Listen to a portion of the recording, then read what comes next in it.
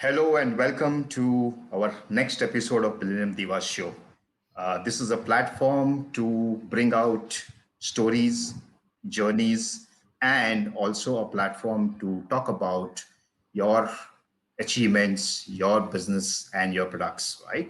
So, Billennium Divas Show brings in the best of the best speakers and mentors from the industry and from the ecosystem. And we are fortunate today to have a very, very dynamic women entrepreneur, a thought leader called Dr. Apoorva Palkar.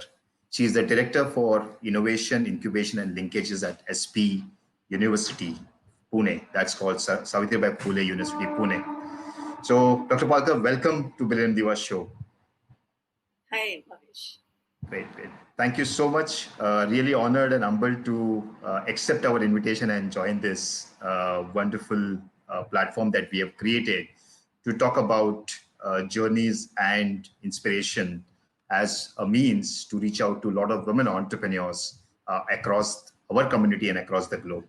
But before I get into a quick introduction, let me take this opportunity to formally introduce you and your journey as well, right? So Dr. Apoorva Palkar is a startup specialist in education and transformational expert. She's currently working as a director for innovation, incubation, and linkage at Savitribai Phule Pune University. Dr. Palkar is a PhD in business management, alumni of IIM-A, and bachelors in mathematics.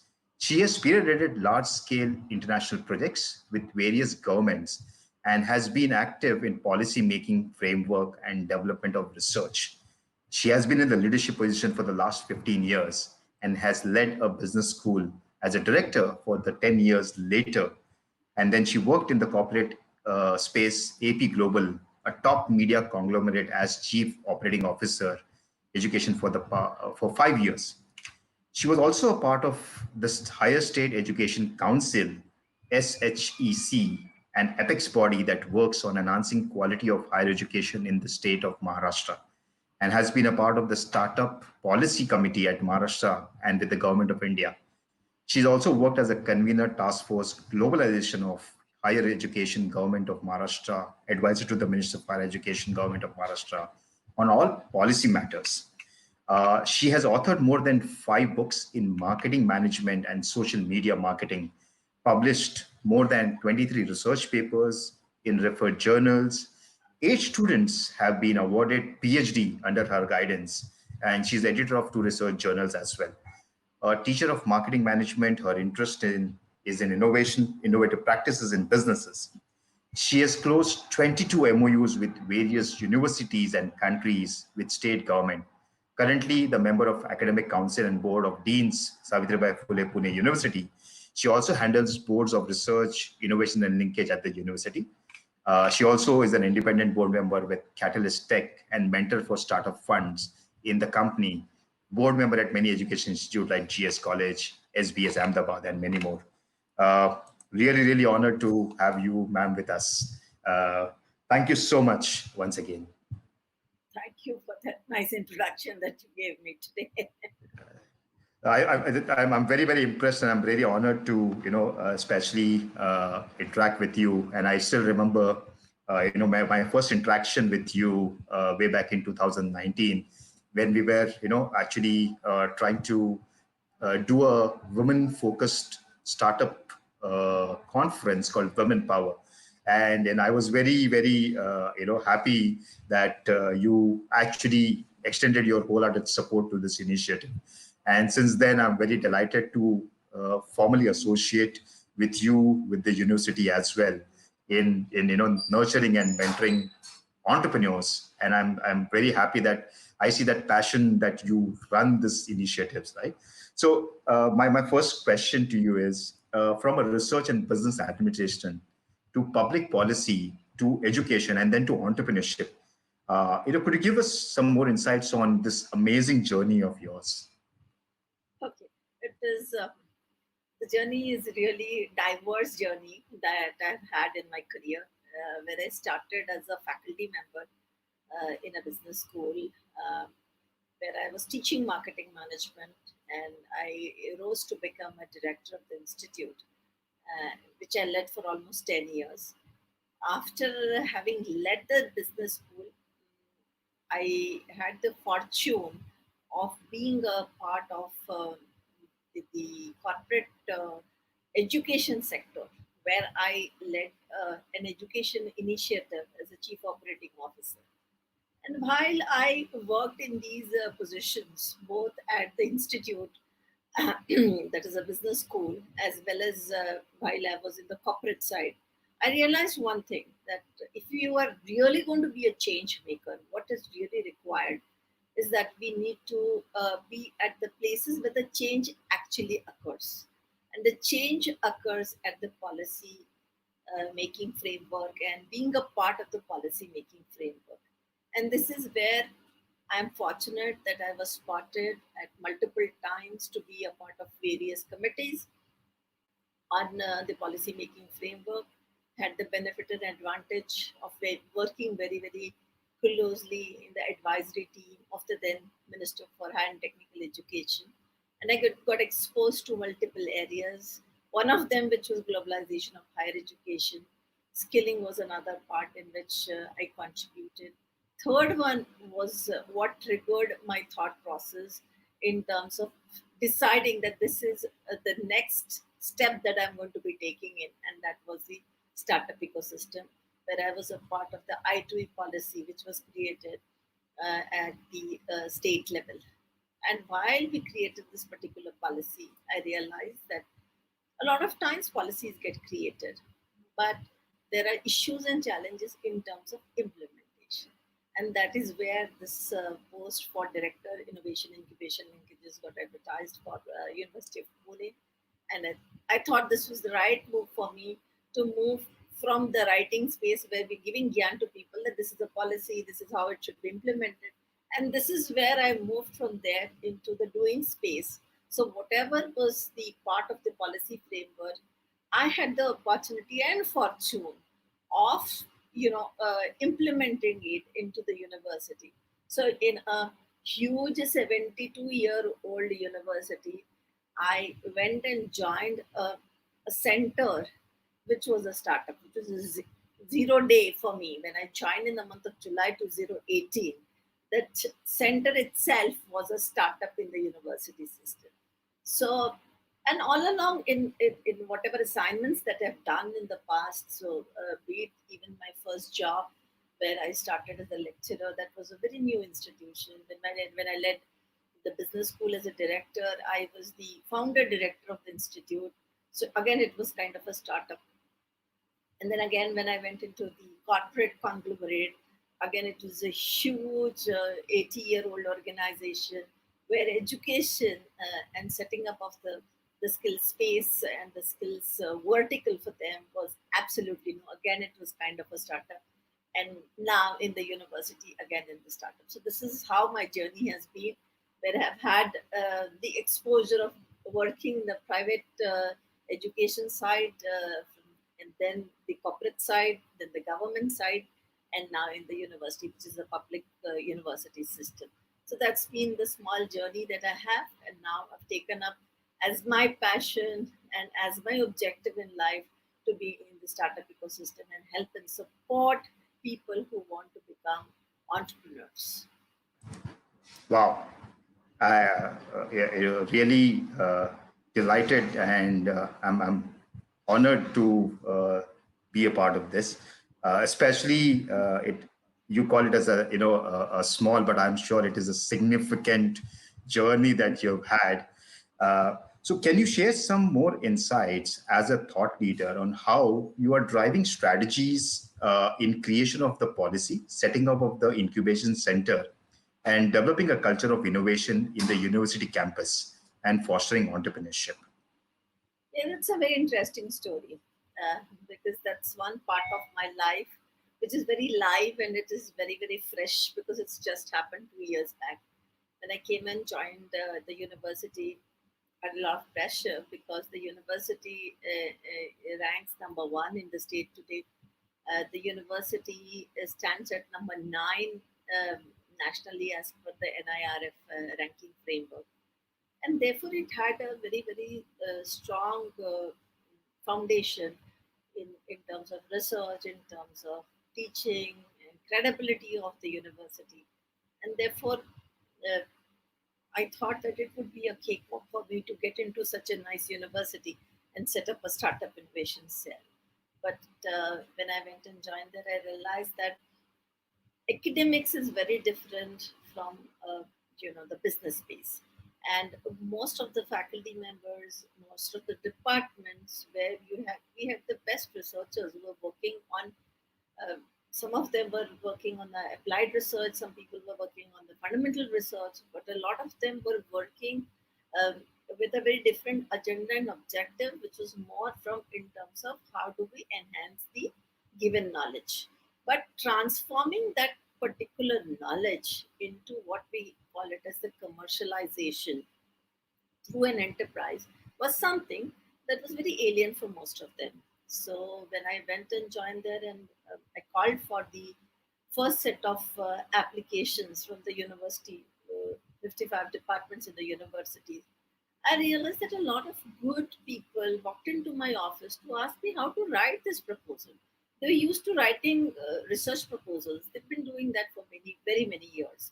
But writing a proposal which required, giving projections of a business, they didn't know what a business plan was. Not everyone came from business background, though we do have a business department which is quite competent and a commerce department. But barring these two departments, the rest of them who were really good researchers from the department of botany and zoology and physics and environmental science, all the geography. So we had so much of interest.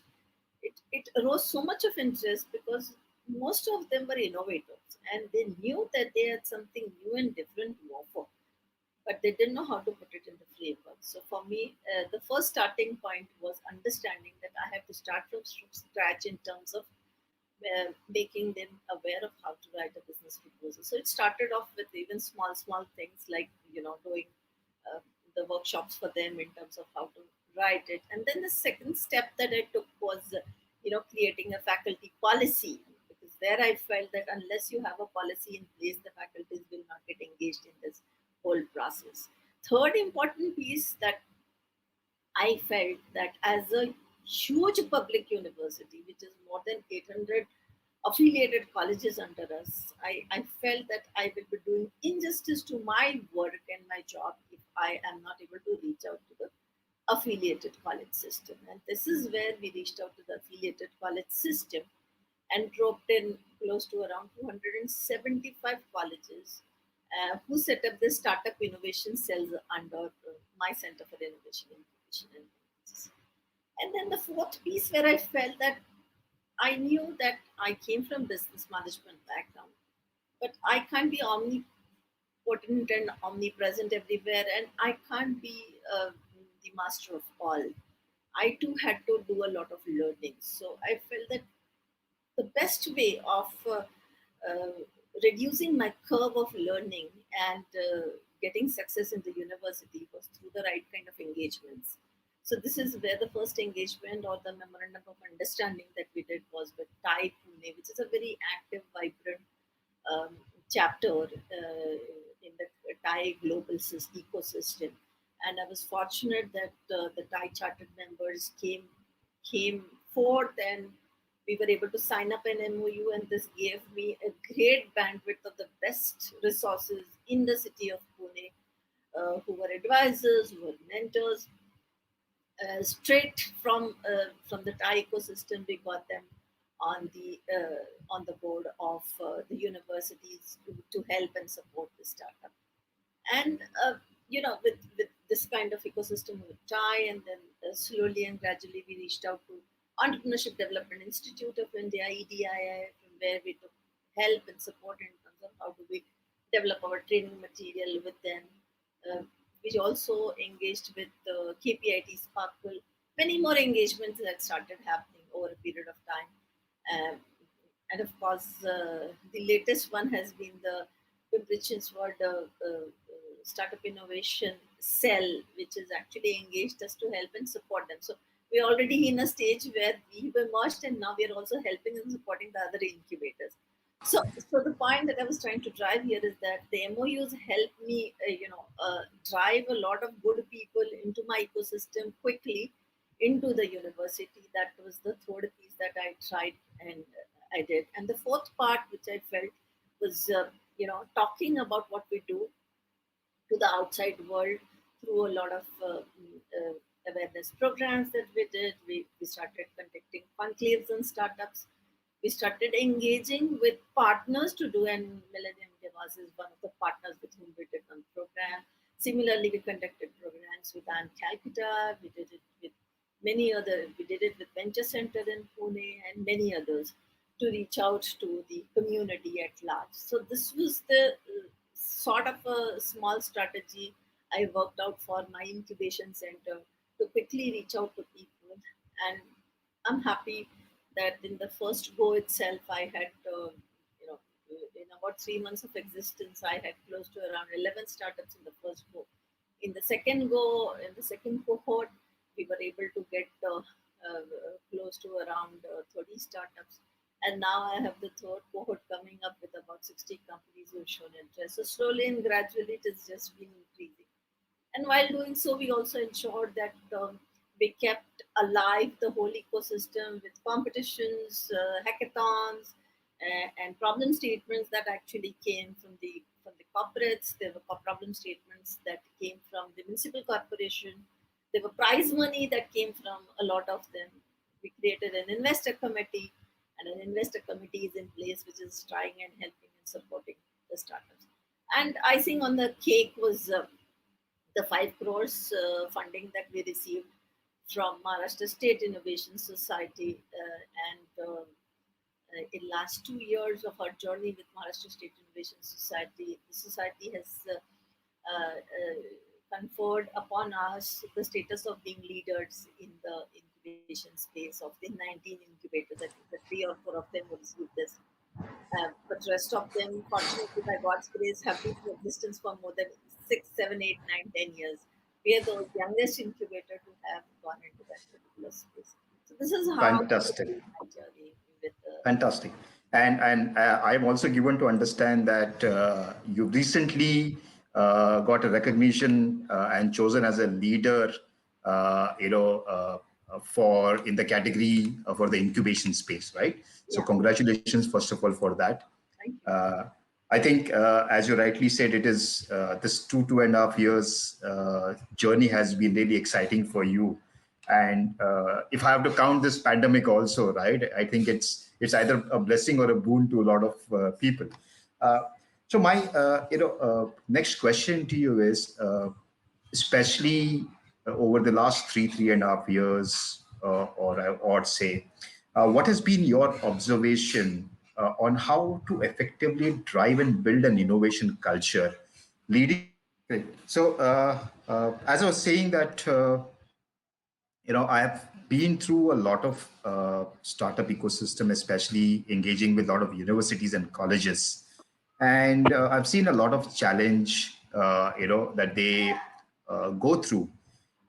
So, what has been your observation over these years on how to effectively drive and build an innovation culture leading to entrepreneurship in universities and colleges?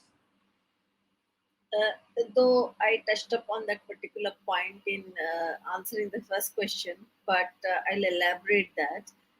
It so happened that when we sent out the first set of letters to colleges saying that why don't you set up your startup innovation cells under the university, um, we realized that the interest levels were very, very low for most of the people. So we realized that it is important for them to understand why this is significant. And this is where we set up, we told the principals that you would be having the startup innovation cell heads in your colleges. So that glamorized position of startup innovation cell heads helped and supported a lot of people. So there were faculty members who were very, very keen to be in this, but they did not have any place or a platform where they could do this. Unfortunately or fortunately, I would say that fortunately for us, there was set of about 10-15% of very, very good colleges who were already running entrepreneurship cells for very many years. But innovation startup cells, this concept itself was a little different from entrepreneurship. And this is where we started educating them as to what the space is all about. So it was a lot of effort on our part to create that awareness for them. And then over a period of time, saying that you are the startup innovation cell head in your college. And fortunately, by God's grace, I must say that it was around this time that some kind of rating agencies, the NAC, etc., also started paying significance to innovation as a concept. So the marks started getting allocated even in their ranking systems to innovation and startups. And this is where it picked up. So I must say that we came into it at the right time when the country was actually talking and discussing about how do we create Atmanirbhar Bharat. This is the time where Startup India is very prevalent. This is the time where there's a lot of funding which is flowing into these areas. And all these things compounded, and this is how that interest got created, both in the university space as well as in the affiliated ecosystem. So colleges have also realized the importance of it, and slowly and gradually now we have large number of colleges, and the virtual support that the university is able to give even to colleges which are not in Pune. For example, there are colleges in Ahmednagar, there are colleges in the district of Nasik. So we are a three district university.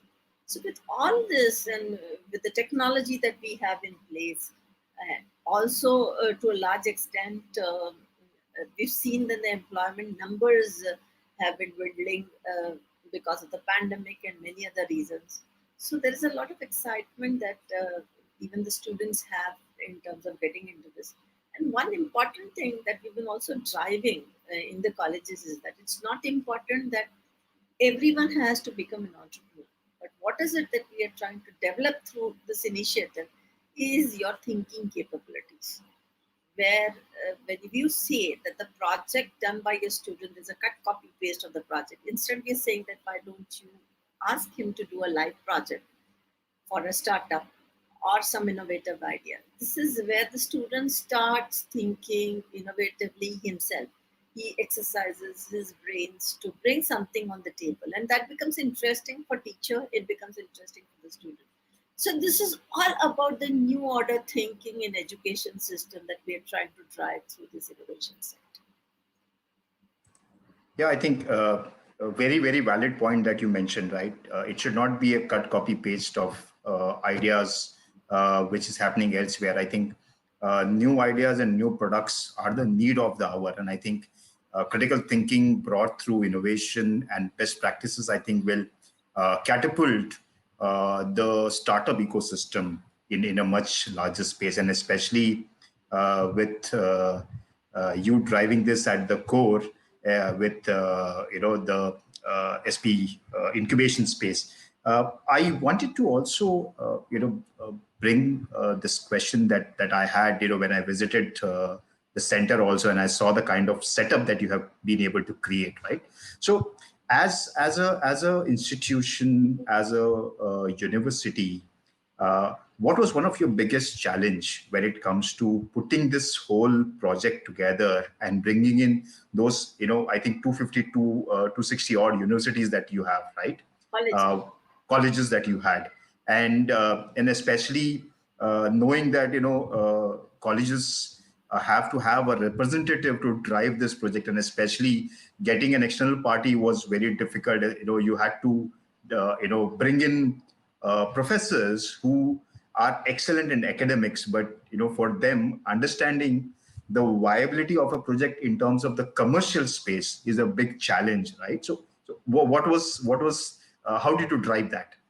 So let me tell you, academia is really a different ballgame altogether. Where we have experts, where we have people who have spent their lifetime, learning some subject, researching some subject, and professing that subject. So all said and done, they're experts in their area. They're good teachers. They're good academics. But one thing that we realized over a period of time, that these are also the set of people who have good appreciation for anything which is really nice, and they're willing to learn anything that is new and different if it comes from really the authority. So this is where the challenge was for me in terms of getting the best resources to come as trainers for the faculty members as well as for the student community. And a lot of times we also observed that we rolled out over a period of time, after a year or so, when people started getting confidence in our work. Sometimes we would only call for the students, and we could find that there were faculties who had logged in. At times, there were even principals of the colleges who logged in just for the sake of understanding this whole, uh, the game plan of how to run the startup ecosystem. I've been invited at a lot of places also from this ecosystem by principals and directors to speak to their faculty members. And so it's like a slow process, but it is picking up really fast. We didn't anticipate that the acceptance will be so fast for a lot of them, but we see that happening in big numbers, even in smaller locations like a place called Kopargaon, where there's an engineering college. And when we asked for the innovation to enterprise competition ideas, even bigger colleges in Pune could give only about 10, 12 ideas, but the college in Kopargaon Sanjeevani Institute was able to give us close to 86 vibrant ideas. So that is how, and this innovation to enterprise competition, that was a concept that we drew by at the university, where we also declared a prize money for it, also motivated for a lot of people. So this became kind of a stepping stone for people who wanted to get into a startup ecosystem. To our surprise, we also found that through the I2E competition, where we were able to get all these colleges, we divided them into clusters, and cluster level competitions which were created. There were a lot of institutions who came forward saying that we would like to even conduct a cluster level competition, because that gives us an interface of, if someone is only in the engineering side, gets an interface of someone from pharmacy, someone from engineering, so those students come, and that culture gets built. So that is how this innovation to enterprise competition that we have been running for last 2 years and giving prize money has helped a lot of colleges to get motivated to be a part of this. And from there, we try and pick up some of the companies, and then we help and support them in the incubation stage. And then once we see that they're really ready to go to the incubation, is where we also take them into our Section 8 company. So there is a kind of a path that we have defined for people, and we always observe that if there is a concrete, clear path for people to know that what is in it for them in long term, is where people want to engage in that initiative. This is how this has happened actually. Fantastic. I think that's a great milestone to achieve, especially the participation coming in and the kind of enthusiasm shown by the top management of colleges. I think that's where the push for driving more innovation happens as well, right? I think you need to have stakeholders taking charge of certain activities, which will also benefit, because for colleges, I think it's not just about recruiting people or getting them great jobs. I think if they are able to become great breeding grounds for innovation, it would be a great sea of change for the entire entrepreneurship community or a world at large as well. My next question, that's a very important question for me, coming from a platform for women entrepreneurs, right? So, how do you see the role of women entrepreneurs in driving innovation and entrepreneurship in the country? I think women play a very, very important role. At times, we've not seen them come out very, very strongly. If you look at even the population statistics, we have 49% of the women and 51% of men in the complete population of the country, as per this last census. And when we have such a large population, which is almost equal to the male counterpart, What becomes significant is that this portion of 49% of the people who are the women need to be motivated to get into the startup ecosystem, which is important and essential. While I'm also saying so, I'm saying this with a lot of conviction about the fact that nothing against men, but we've also seen that the merit list of 10th standard, 12th standard, you look at the pass percentages in most of the competitive examination, you have women doing extremely well. But then after, the completion of the education and the point of moving from the education to career, that transition, that is the point where I think that women need to be motivated, and a lot of perseverance is required societally. The societal change has to come by. And at times we've also seen women do go out and work today, especially in the urban sector, where we see that Mumbai has seen this for last 2 3 generations, where women have been working closely with men. But that is confined to people going out and working for somebody, where I know for sure that if I need a maternity leave, I get for 3 months. During my times it was 3 months, now it is a 6 months maternity leave, etc., etc. So all those privileges are there.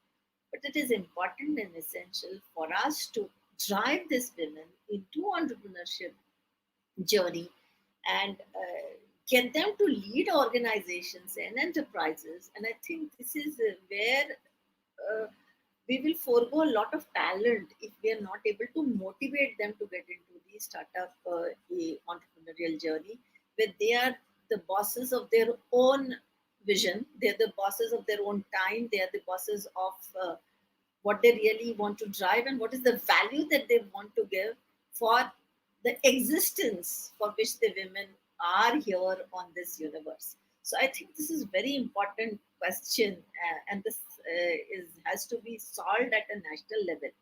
And there has have to be more Bhavesh Kotharis of the world.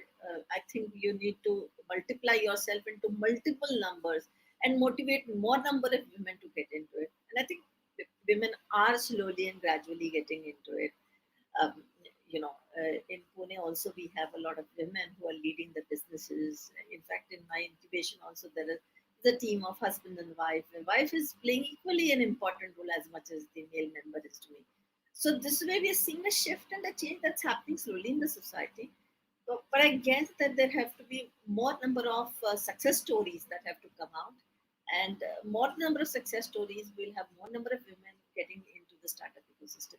It's just what they require is the drive from the society, from their homes, from their counterparts, that's their husband and people with whom they live, and also a lot of peers who probably do this and become successful, and that's where a cascading effect will happen in the society.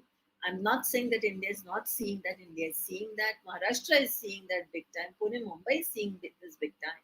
But we can make it multiple fold the way it is today in times to come. I think yeah, very true.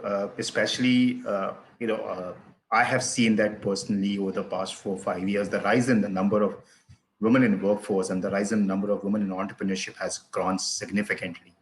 And as you rightly mentioned, it is not just about women empowerment. I think women are already empowered. What is needed is the support. Yeah, sorry, I think my screen froze again. Yeah. Uh, okay. Dr. Palkar, my next question to you is, if you get an opportunity to change one thing from, I think, from a policy perspective in the current education system to boost entrepreneurship and innovation, what would that be? I strongly feel that it is not about the policy change that is required. We have a sufficient number of policies in place currently. There are multiple policies in place. At the national level, there's a policy. At the state level, we have the policy both from the State Innovation Council, Maharashtra State Innovation Council. It's a policy which has been put in place by the Higher Education Department. There is also the AICT, which has come out with a policy, and the Innovation Mission, Atal Innovation Mission, etc. They have given a policy framework for universities and colleges to adapt. So enough number of policies are there. Even if the institution, academic institution, decide to just implement them properly, I think that is what is really required today, because there are multiple policies and more number of policies are really not required. And in any policy framework, with my experience that I've had, is what becomes more significant is that the process for implementation of that policy is more important, because the policies have been framed in last 3, 4, 5 years. Now is the time for a few of the drivers, of these policies to showcase how the process was taken up, and this is what is required for the others to understand and adapt to it. Things are written in the policy, but how do I put that into practice is where people get stuck up. And this process documents need to be created in large numbers, and this is what should be circulated to people, which will help and motivate people. And because reading a document makes no sense for a lot of you know and then there are bureaucratic hurdles, there are process hurdles. How do you overcome this bureaucratic hurdles? How do you overcome this process hurdles? What are the solutions to the problems that they're facing? If there can be a lot of FAQ answers to this given, I think that is what is required. But having said this, one small thing that I feel that is required even today is the startups today are striving for seed funding, where the amount of money available in the form of seed fund to a lot of these budding entrepreneurs is insufficient, I would say, for the numbers that are coming out and the amount of seed funding. Yeah. So wonderful. So I think, as you rightly mentioned, right, there has to be a process implementation strategy that is the need of the hour. I think we have some great policies that have been drafted over the past 5, 6 years. With the likes of AIM, Niti Aayog doing some phenomenal work. A lot of institutions are now putting forward their front foot in driving innovation. My last question to you, Dr. Palkar, is as a woman thought leader and an entrepreneur, what would be your one message to fellow women entrepreneurs? And Tough question. This is the toughest question, I must say. One liner to all who are getting into the startup journey, women, that the life of an entrepreneur is not easy. It's not a cakewalk at all. It is not meant for people who want to be on the back seat. It is just meant for people who want to be on the front seat, driving issues, challenges, products, processes, systems, services, organizations, and taking them to the next level, which requires a different kind of confidence, conviction, risk-taking capabilities, and the ability to say that I will be successful. That is what is essential. wonderful, wonderful. I think if I have to sum it up, you're talking about an iron lady, with a lot of conviction to beat the world as well. Great. Thank you, Dr. Palkar. It's been an amazing interaction with you. I have personally got a couple of great key areas, especially in terms of the process document that you mentioned, right? I think it's a great idea, that needs to be done, from a policy perspective on how to, the what and the why is known, but how is the critical aspect that needs to be done. So thank you so much. Really honored and humbled and elated that you could spare your valuable time. More than that, your experience and knowledge with us. And on behalf of all of us at Billennium Divas, my heartfelt gratitude. And thank you so much for being a part of this. So to all the viewers that we have, this was Dr. Palkar, who heads the Innovation, Incubation and Linkages at SPPU. who was with us. We will also come back to you with another dynamic diva and her process and her journey of being a woman entrepreneur on yours Billennium Divas Show only. So till then, stay tuned, stay safe, and keep rocking the entrepreneurship world. Thank you so much, Dr. Palkar, once again on behalf of all of us. Thanks. Bye bye.